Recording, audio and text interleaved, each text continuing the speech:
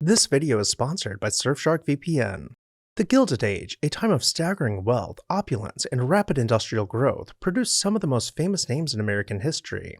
Industrialists like John D. Rockefeller, Andrew Carnegie, and Cornelius Vanderbilt are often remembered for their empires, but the women who inherited and managed these vast fortunes are largely forgotten. These heiresses led lives of immense privilege, yet many were also trapped by societal expectations, personal struggles, and a lack of autonomy over their own wealth. These stories offer a glimpse into the gilded cages they lived in, balancing wealth and privilege with the demands of their family legacy and the challenges of their era.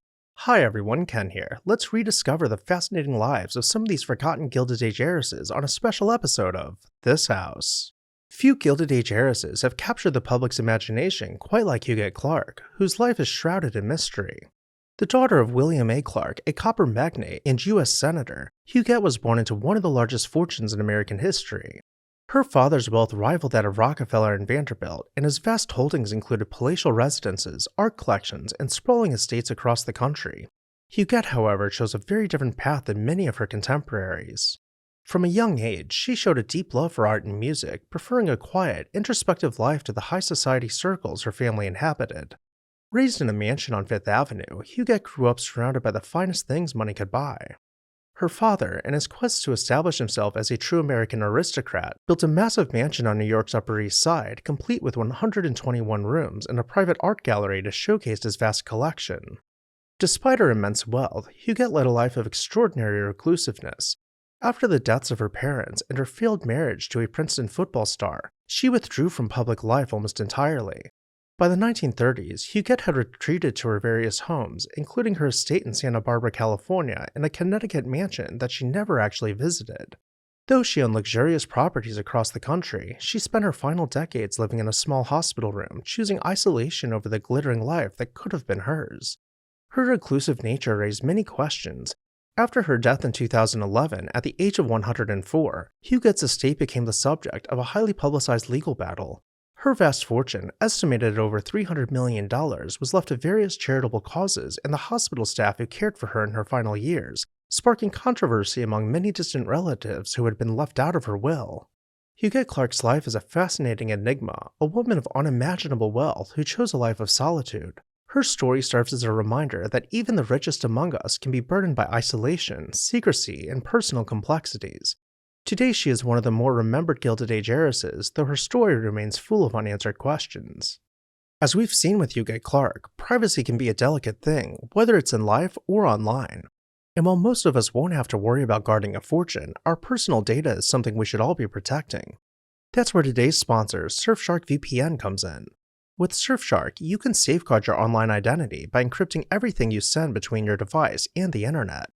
Whether you're using public Wi-Fi at a coffee shop, traveling, or simply browsing at home, Surfshark keeps you protected from cyber criminals and big companies that might want to track your activity. And the best part, Surfshark lets you change your virtual location. So if you're like me and love exploring content from around the world, you can access streaming libraries from other countries with just a click. Imagine all those hidden gems you'd never get to watch otherwise. So why not give it a try? Use the link in the description and my code to get an extra 4 months free with your Surfshark subscription.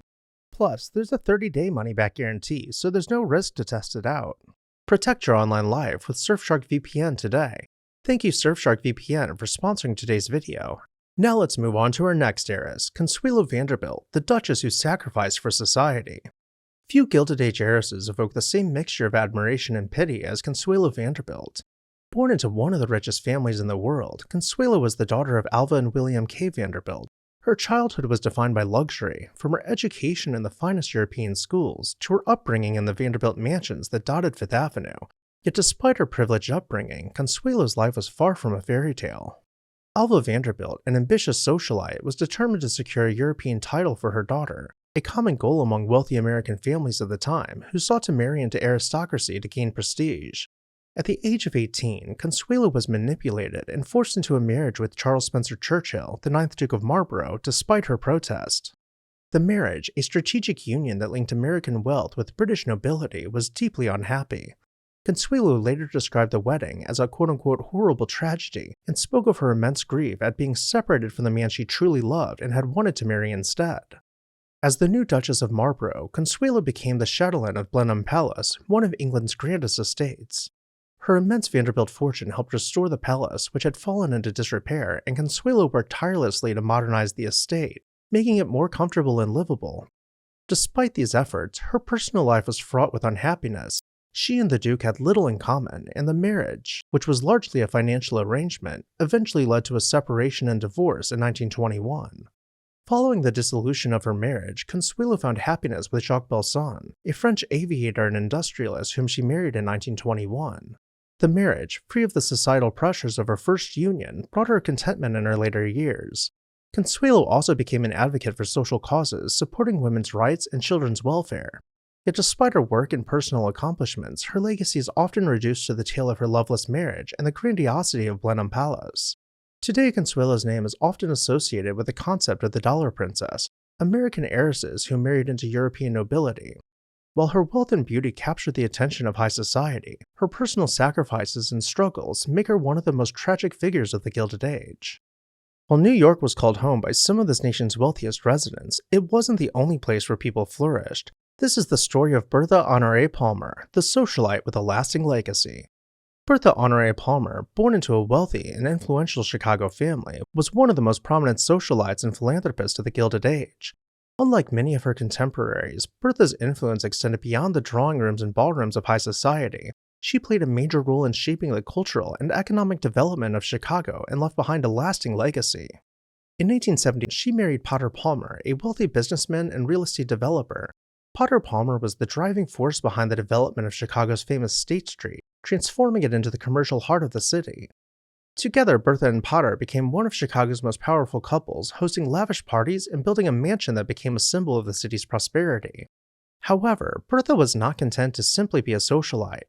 A passionate supporter of the arts, she used her vast wealth to amass one of the finest collections of Impressionist art in the United States, acquiring works by artists like Monet, Renoir, and Degas. Her collection rivaled those of European collectors, and she played a key role in introducing American audiences to these groundbreaking works of art. Bertha's influence extended to the public sphere as well. She chaired the board of lady managers for the 1893 World's Columbian Exposition in Chicago, one of the most important cultural events in American history. Her leadership ensured that women had a significant presence at the fair, and she advocated for women's rights throughout her life. She also used her wealth to support charitable causes, including the establishment of schools, hospitals, and cultural institutions. Despite her significant contributions to the city of Chicago and the world of art, Bertha Palmer's name is often overshadowed by that of her husband. Today she is remembered primarily as a patron of the arts, though her legacy as a businesswoman, philanthropist, and advocate for women's rights deserves greater recognition. But not every woman from this era got the recognition they deserved. Such was the case for May Goelet, the Dollar Princess of New York.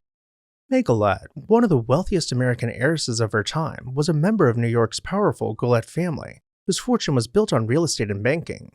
Like many American heiresses of the Gilded Age, May was expected to marry into European aristocracy to elevate her family's social standing. In 1903, she married Henry John Ennis Kerr, the 8th Duke of Roxburgh, a Scottish nobleman whose family estate, Floors Castle, was in dire need of restoration. May's immense fortune, worth approximately $20 million, a staggering sum at the time, was used to restore the dilapidated Roxburgh estate, ensuring the family's financial stability for generations to come. She became the Duchess of Roxburgh and presided over one of the most magnificent homes in Scotland, hosting grand social events and maintaining the family's aristocratic traditions. While her life appeared glamorous on the surface, May's story followed a familiar pattern of Gilded Age heiresses. Her marriage, like many arranged unions of the time, was more a financial transaction than a love match. After the death of her husband in 1932, May withdrew from public life, spending her remaining years in quiet solitude. Though she had secured the future of the Roxburgh family, her personal happiness remained elusive, and she, like many of her peers, faded into obscurity after her husband's passing. These forgotten Gilded Age heiresses led fascinating lives filled with wealth, privilege, and societal pressures. While their fortunes made them powerful figures in their time, many struggled with personal challenges, unhappy marriages, and a lack of autonomy. Their stories reveal the complexities of life as a Gilded Age heiress, women who were both shaped by and confined within the immense wealth that defined the era.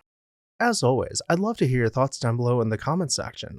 I'd also like to say a huge thank you to the sponsor of today's video, Surfshark VPN. Make sure to click the link in the video description to get an amazing discount. Additionally, thank you all for watching, and I'll see you next time on This House.